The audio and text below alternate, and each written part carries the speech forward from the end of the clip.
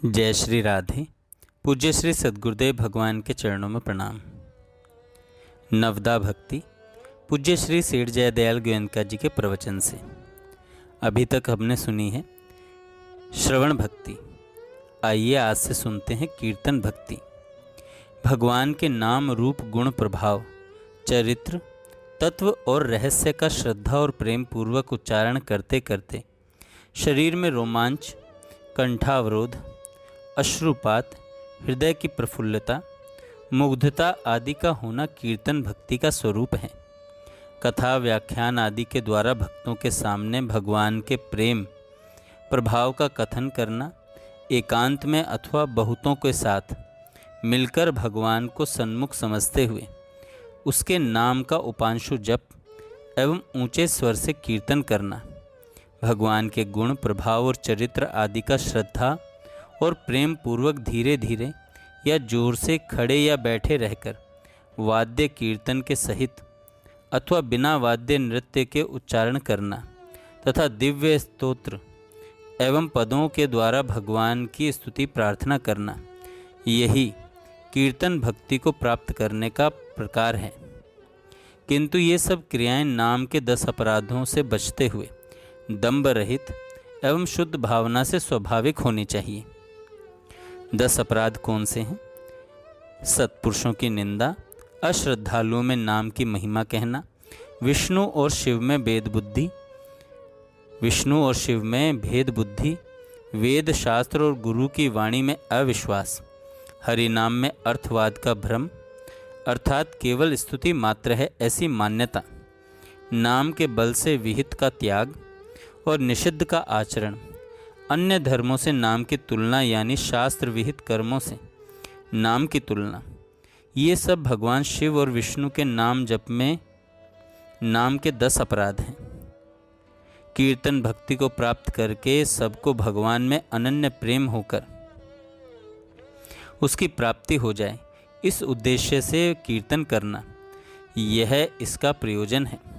कीर्तन भक्ति भी ईश्वर एवं महापुरुषों की कृपा से प्राप्त होती है, इसलिए इस विषय में उनकी कृपा ही हेतु है।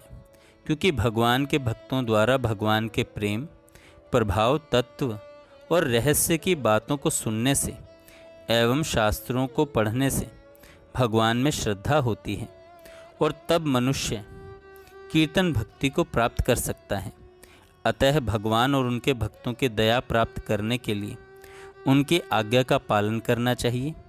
इस प्रकार की केवल कीर्तन भक्ति से भी मनुष्य परमात्मा की दया से उसमें अनन्य प्रेम करके उसे प्राप्त कर सकता है। गीता में भगवान ने कहा है, यदि कोई अतिशय दुराचारी भी अनन्य भाव से मेरा भक्त होकर मुझको भजता है तो वह साधु ही मानने योग्य है, क्योंकि वह यथार्थ निश्चय वाला है, अर्थात उसने भली भांति निश्चय कर लिया है कि परमेश्वर के भजन के समान अन्य कुछ भी नहीं है। वह शीघ्र ही धर्मात्मा हो जाता है और सदा रहने वाली परम शांति को प्राप्त होता है। हे अर्जुन, तू निश्चय पूर्वक सत्य जान कि मेरा भक्त नष्ट नहीं होता। इतना ही नहीं, इस कीर्तन भक्ति का प्रचारक तो भगवान को सबसे बढ़कर प्रिय है। भगवान ने गीता जी में स्वयं कहा है, य इमं परमं गुह्यं मद भक्तेष्वभिधास्यति भक्तिं मयि परां कृत्वा मामे वैश्यत संशय।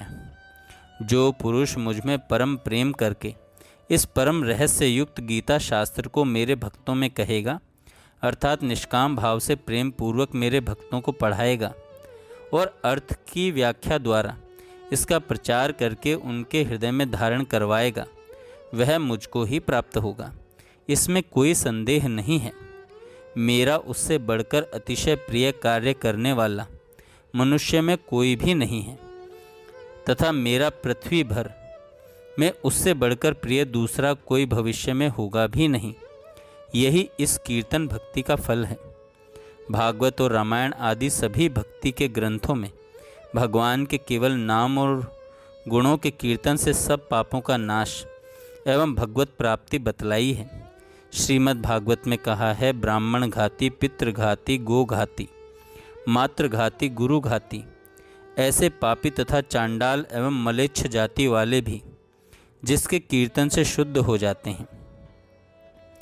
जिस तरह सूर्य अंधकार को प्रचंड वायु बादल को छिन्न भिन्न कर देता है, उसी तरह कीर्तित होने पर विख्यात प्रभाव वाले अनंत भगवान मनुष्यों के हृदय में प्रवेश करके उसके सारे पापों को निस्संदेह विध्वंस कर डालते हैं।